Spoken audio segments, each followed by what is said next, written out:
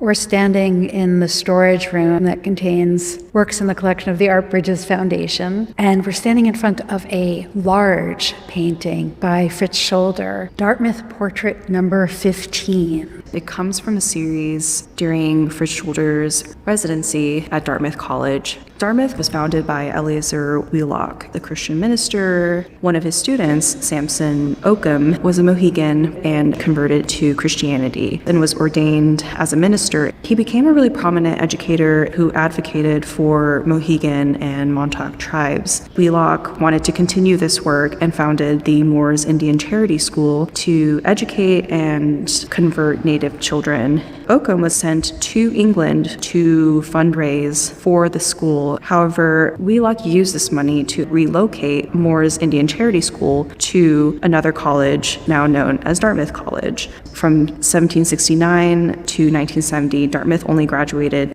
20 Native students, completely straying away from the original purpose of the Moores Indian Charity School. Inviting Fritz Scholder to Dartmouth was part of a reparative effort toward Native Americans on the part of Dartmouth College. And so Scholder goes there, he's got a one-year residency, and produces this series of Indians writ large. And this comes after a time when Fritz Scholder started teaching at the Institute of American Indian Arts. Scholder said that he would never paint an Indian. But there was a turning point where Scholder becomes very conscious of popular culture and what sells in the market, which is the romanticized idea of the Indian. So despite saying this, he started painting the Indian, and it became a continued legacy throughout his career, including at Dartmouth. When his Indian series was first painted, people were not happy to see his large images of Native Americans in regalia holding a cat or eating an ice cream cone,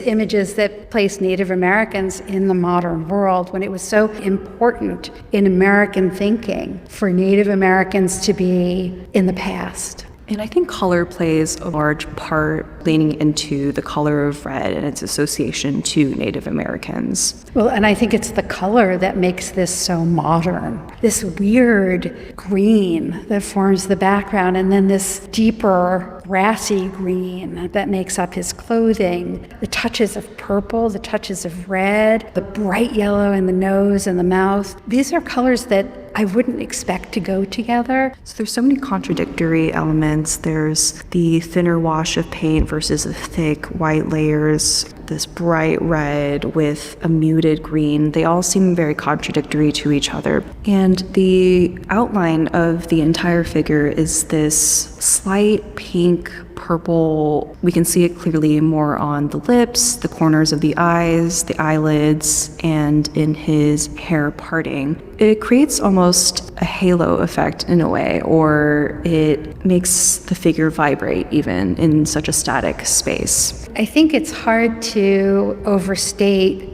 Scholder's contribution to moving Native art forward, freeing Native artists to be themselves. And so many students were influenced by Fritz Scholder. We have T.C. Cannon, all these prominent Native American artists who are looking to Scholder's vocabulary and visual techniques. You can almost feel the brushstrokes of the darkness in the hair. We can see where his brush kind of runs out of paint around the edges of the figure. We have a sense of this being very quickly and spontaneously painted, and that could remind us of the action painters of the 1950s, of someone like Willem de Kooning. But we also have a kind of pop art sensibility here in the way that the figure is isolated against the background. And that's interesting because pop art appropriated popular mass images. And so if we're thinking about how Scholder is so cognizant of the romanticized idea or the stereotype of the Indian,